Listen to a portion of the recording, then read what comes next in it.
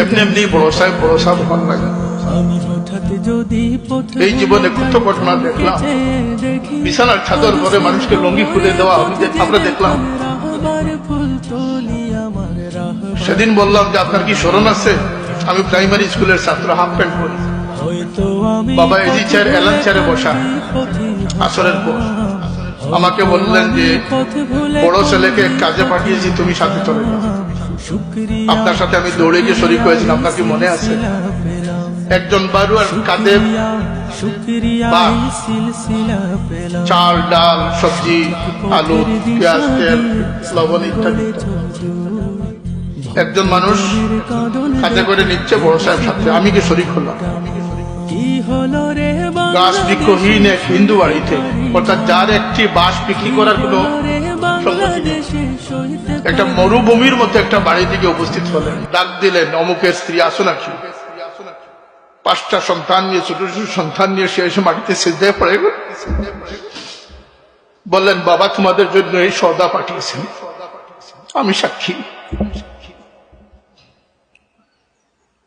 কিছুদিন দেখলাম কাকের জন্য খাবার ব্যবস্থা করা হচ্ছে, কবুতরের জন্য চিন্তা আসতেছে, মাছের খাবার, এখনো প্রতিদিন তিনি নৌকার মধ্যে থেকে থেকে মাছকে খাবার দেন। কেন? তার কি মাছের দুয়ার প্রয়োজন আছে? আল্লাহকে রাজি করার পন্থা অবলম্বন করুন, এটাই আঞ্জুমান আল ইসলাম। ওয়াল্লাযীনা জাহাদু ফীনা লানাহদিয়ান্নাহুম সুবুলানা। যদি আল্লাহকে পাওয়ার জন্য কোনো মানুষ মাথা বেঁধে লেগে যায়, মনস্থির করে ফেলে, আল্লাহর কসম সে আল্লাহকে পেয়েই যাবে। মা গাররাকা বিরাব্বিকাল কারীম, মা গাররাকা বিরাব্বিকাল কারীম। হে ইনসান, তুমি আশ্রয়ের জন্য কোথায় যাচ্ছ? তুমি ফিরে দেখো, যার ভয়ে তুমি দৌড়াচ্ছ তার চেয়ে বেশি দরদি তোমার আর কেউ নেই। সুবহানাল্লাহ। মা গাররাকা বিরাব্বিকাল কারীম। সুতরাং আমাদের সম্বিত ফিরিয়ে আনার নাম হচ্ছে আঞ্জুমানে আল ইসলাম। আমরা জগতের মিছিল থেকে বেরিয়ে আসার নাম হচ্ছে আঞ্জুমানে আল ইসলাম। সমাজকে না বলার রসুম রেওয়াজ, সামাজিকতাকে না বলার নাম হচ্ছে আঞ্জুমান আল ইসলাম। পারবেন আপনারা? পারবেন আপনারা? আমরা সেটার মধ্যে আছি যেটার মধ্যে আল্লাহ সন্তুষ্ট আছে।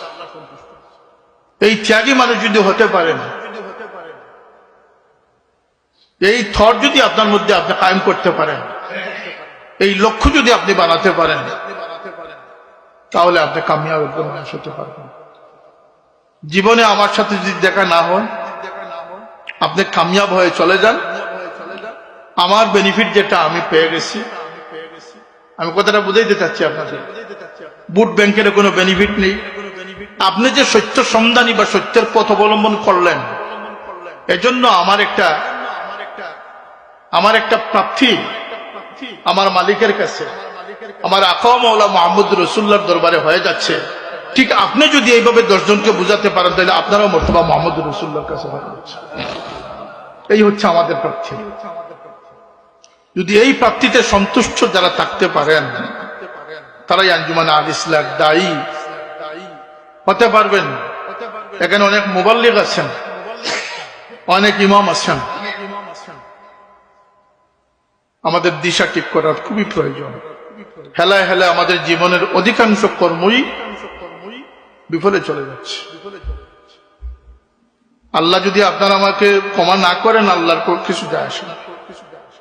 আর আমাদের কর্ম বিনষ্ট হওয়ার সমূহ সম্ভাবনা দেখা দিয়েছে। তাকওয়ার অভাব, ইখলাসের অভাব। দিনের জন্য বসবো, আজকের এই মজলিস আমার জন্য নয়, প্রত্যেকের নিয়ত অনুযায়ী এই মজলিসের গুরুত্ব আকাশ পাতাল ব্যবধান হতে পারে।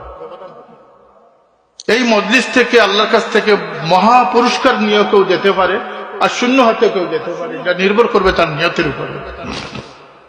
যদি দিনের কথা, দিন শিক্ষা, দিনের সৈনিক হওয়ার জন্য আজকে যদি আমরা উপস্থিত হয়ে থাকি, তাহলে আমাদের বলা এবং শোনা দুটি আল্লাহর দরবারে কবুল হবে। চেষ্টা করবেন অনর্থক কাজ থেকে বেঁচে থাকা। নেতৃত্বে যাকে দেওয়া হবে, নেতৃত্বের প্রতি আস্থা বিশ্বাস রাখা, সমালোচনা থেকে বেঁচে থাকা।